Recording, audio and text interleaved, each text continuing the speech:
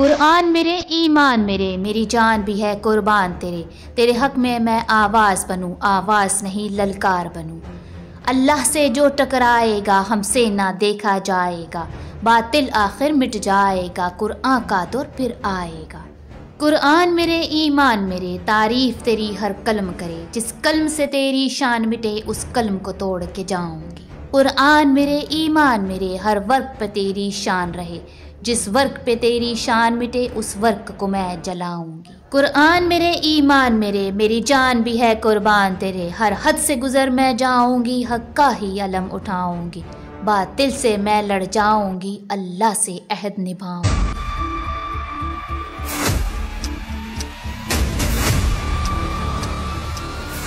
بسم اللہ الرحمن الرحیم۔ السلام علیکم ورحمۃ اللہ وبرکاتہ۔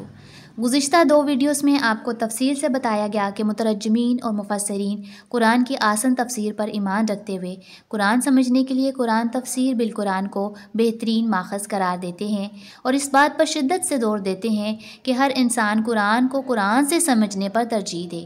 نامور شیعہ سنی علماء کرام کے نام اس میں سیر فہرست ہیں جو آپ کو بتائے جا چکے ہیں، اور تو اور احادیث میں بھی قرآن پڑھنے، سیکھنے، سکھانے، پہنچانے والے شخص کو افضل کہا گیا ہے۔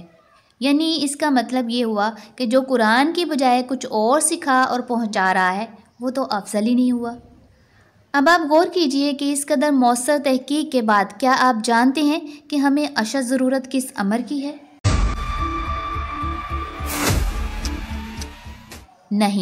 نہیں جانتے آپ، کیونکہ آپ کو بچپن ہی سے ایک بہت بڑے دھوکے میں رکھا گیا ہے۔ جس فرض کو آپ نے سمجھنا تھا، جس فرض پر آپ نے عمل کرنا تھا، اس فرض کو فرض سے نکال کر آپ کا مصلی پر کھڑا ہونا فرض کر دیا گیا، اور پھر ہوا کچھ یوں کہ مصلی پر تو آپ کھڑے ہو گئے لیکن پھر پیروں پر کبھی کھڑے نہیں ہو سکے، کیونکہ سازشی عناصر نے مسلمانوں کو ایسا گرایا کہ آج بھی مسلمان ہر جگہ ظلم کی چکی میں پس رہا ہے۔ دشمن کا مقصد آپ کو عروج سے پستی میں گرانا تھا، اور آپ کو تو مصلی پر کھڑے ہو کر جلدی بس ثواب کمانا تھا۔ اب یہ جلدی کا ثواب کمانا اور مصنوعی عبادتوں سے عقیدت دلوں میں اس قدر رچ بس گئی ہے جیسے بنی اسرائیل کے دلوں میں بچڑے کی محبت۔ تو اتنا آسان نہیں ہے بچڑے کی محبت کو دلوں سے نکالنا اور قرآن کی محبت سے دلوں کو سرشار کرنا، قرآن کی حقانیت کو دماغوں میں جگانا، قرآن کی روشنی سے آنکھوں کو منور کرنا، قرآن کی آواز سے سماعتوں میں مٹھاس کھولنا، قرآن کی فہم کو سوچوں کا محور بنانا آسان نہیں ہے۔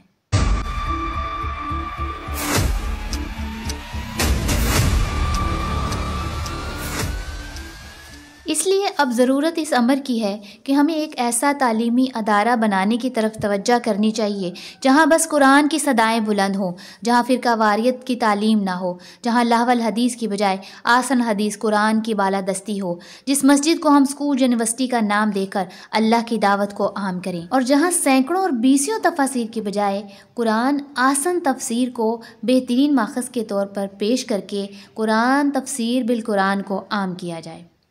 اللہ کا فرمان ہے وَأَنَّ الْمَسَاجِدَ لِلَّهِ فَلَا تَدْعُوا مَعَ اللَّهِ أَحَدًا، یقیناً مساجد اللہ کے پروگرام کے لیے ہیں، بس اللہ کے ساتھ کسی غیر اللہ کی تم دعوت نہ دو۔ اتلو والقرآن، قرآن ہی کی تلاوت کرو، فذکر بالقرآن، بس قرآن ہی سے نصیحت کرو۔ اب جو قرآن چھوڑ کر کسی اور کی دعوت دیتا ہے تو اللہ کے نزدیک اس کی کوئی ویلیو نہیں۔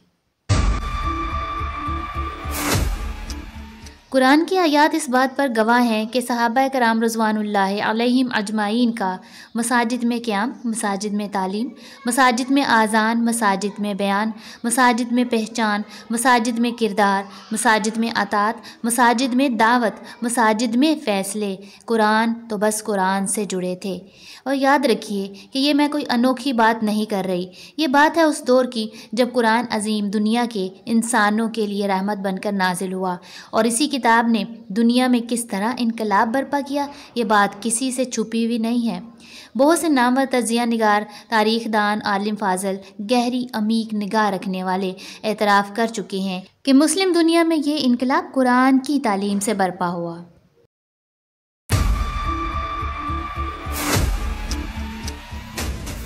دن رات قرآن کھولا گیا، قرآن لکھا گیا، قرآن سمجھا گیا، قرآن پر عمل کیا گیا۔ اور سورۃ مزمل کی آخری آیات میں تو باقاعدہ ذکر موجود ہے کہ صحابہ کرام رضوان اللہ علیہم اجمعین محمد سلام اللہ علیہ کے ساتھ راتوں میں جاگ کر قرآن پڑھا کرتے تھے، قرآن کا علم حاصل کرتے تھے۔ اور کرامن باررہ سے ایسے صحابہ کا ذکر کیا گیا جو قرآن کو لکھا کرتے تھے۔ یہ تو چند آیات میں نے آپ کے سامنے رکھی کہ جس میں صحابہ قرآن کو پڑھ بھی رہے ہیں، لکھ بھی رہے ہیں اور ان کا عمل بھی ہے قرآن پر۔ لیکن اگر تاریخ آپ پڑھیں ان کی تو ان کی تاریخ یہ بتاتی ہے کہ مسجد نبوی کے کونے میں صحابہ کرام رضوان اللہ علیہم اجمعین کی تعلیم اور قیام کا صفا یونیورسٹی کے نام سے انتظام کیا گیا، اور نبی سلام علیہ خود مہاجرین اور انصار کو قرآن کی تعلیم دیتے تھے، اور اس یونیورسٹی کے طلبہ کو اصحاب صفا کہا جاتا تھا۔ اصحاب صفا کا تو کام ہی دن رات قرآن کریم کو پڑھنا، پڑھانا، اس کو سیکھنا، اس پر غور و تدبر کرنا، پھر آگے لوگوں کو سکھانا تھا۔ غرض یہ تھا صحابہ کرام رضوان اللہ عنہم اجمعین کے تعلق بالقرآن کا حال۔ یہی وجہ ہے کہ انہوں نے مختصر ترین عرصے میں وسیع اسلامی سلطنت قائم کی۔ کیا آج آپ کو لگتا ہے کہ ان فرقہ وارانہ مساجد کے ہوتے شمع ہدایت قرآن کے بغیر زوال کو عروج میں بدلا جا سکتا ہے؟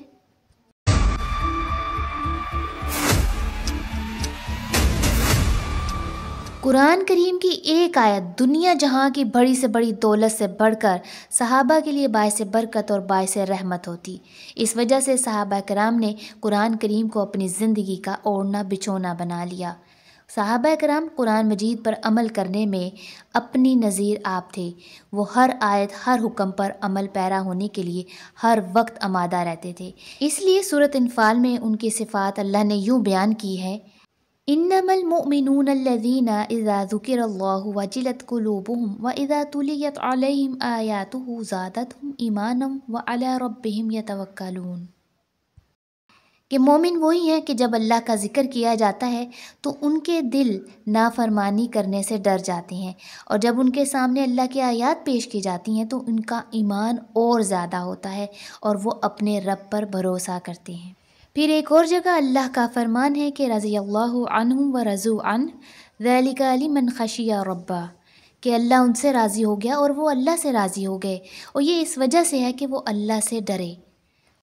قرآن گواہ ہے کہ جب تک مسلمان قرآن کے پابند رہے، قرآن پر عمل کرتے رہے، وہ دنیا میں سر بلند رہے، اور دوسری قومیں ان سے دبتی تھیں، ان کے سامنے سر تسلیم خم کرتی تھیں، اور مسلمان خیر امت ہونے کی حیثیت سے امر بالمعروف اور نہی عن المنکر کا فریضہ ادا کرتے تھے۔